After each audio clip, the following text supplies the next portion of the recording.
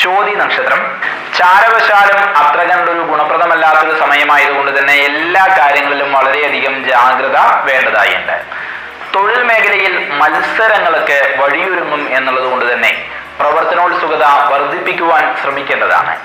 പ്രതിസന്ധി ഘട്ടങ്ങൾ നിരവധി ഉണ്ടാകാമെങ്കിൽ കൂടിയും ഈശ്വര സഹായങ്ങൾ നിമിത്തമായിട്ട് അതിനെല്ലാം തന്നെ മറികടക്കാനും കഴിയുന്നതാണ്.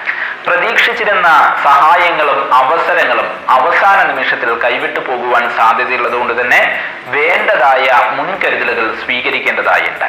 കൂട്ടുകെട്ടുകൾ നിമിത്തമായിട്ട് ആപത്തും അപകീർത്തിയും ഉണ്ടാകുവാനും ഇട കാണുന്നു.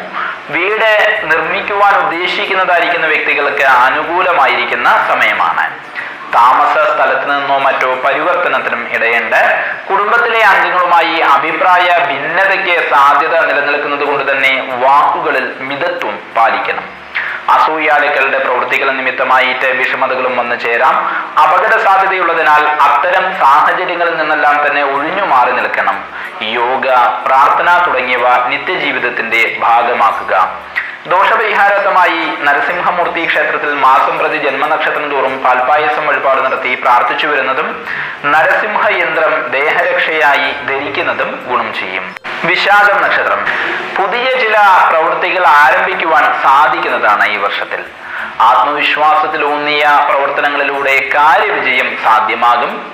തൊഴിൽ രംഗത്തെ എതിർപ്പുകൾ ഉണ്ടാകാമെങ്കിൽ കൂടിയും കൗശലപൂർവ്വം അതിനെ നേരിട്ട് കാര്യങ്ങളെ അനുകൂലമാക്കി മാറ്റിയെടുക്കുവാനും സാധിക്കുന്നതാണ്.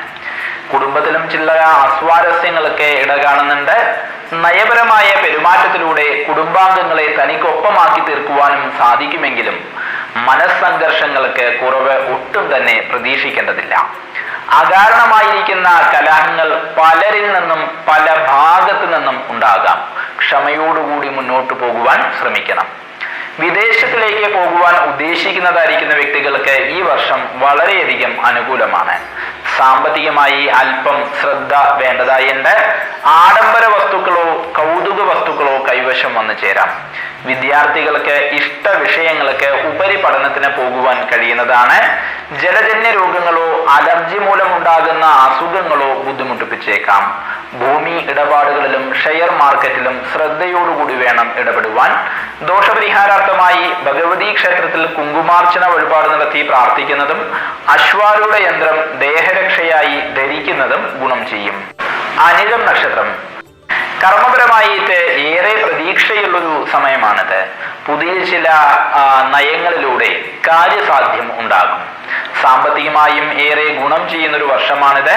ഭൂമി ലാഭം, ഗൃഹ വാഹനാഭിവൃദ്ധി തുടങ്ങിയ സൽഫലങ്ങളും അനുഭവമാകും. വൈവാഹിക ബന്ധം സുദൃഢമാകും. സന്താനങ്ങൾക്കും ഗുണകരം തന്നെ. കുടുംബത്തിലെ ചില അംഗങ്ങളുടെ അവഗണനാപരമായിരിക്കുന്ന പെരുമാറ്റങ്ങൾ മനസ്സിനെ വിഷമിപ്പിക്കുവാൻ ഇടയുണ്ട്. ഗവൺമെന്റ് തലത്തിൽ നിന്നും സഹായങ്ങൾ ലഭ്യമാകും. രാഷ്ട്രീയ രംഗത്തുള്ളതായിരിക്കുന്ന വ്യക്തികൾക്കും കഴിവുകൾ പ്രകടിപ്പിക്കുവാൻ കഴിയുന്നതാണ്. ദീർഘവീക്ഷണത്തോടുകൂടിയുള്ള പ്രവർത്തനങ്ങൾ കൊണ്ട് നേട്ടങ്ങൾ ഉണ്ടാക്കുവാനും സാധിക്കും. വിദ്യാർത്ഥികൾക്ക് പഠനത്തിൽ അലസത വരുവാൻ സാധ്യതയുള്ളത് കൊണ്ട് തന്നെ താല്പര്യം വർദ്ധിക്കുവാൻ വേണ്ടതായിരിക്കുന്ന കാര്യങ്ങൾ ചെയ്യേണ്ടതുണ്ട്. ഉല്ലാസയാത്രയ്ക്കും പുണ്യസ്ഥല ക്ഷേത്ര ദർശന ഭാഗ്യത്തിനും ഇടയുണ്ട്.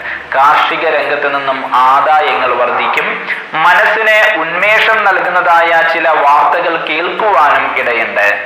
പാദസംബന്ധമായും ഞരമ്പ് സംബന്ധമായും ഉള്ളതായിരിക്കുന്ന അസുഖങ്ങളാലും ബുദ്ധിമുട്ടുകൾ ഈ വർഷത്തിൽ അനുഭവമായേക്കാം.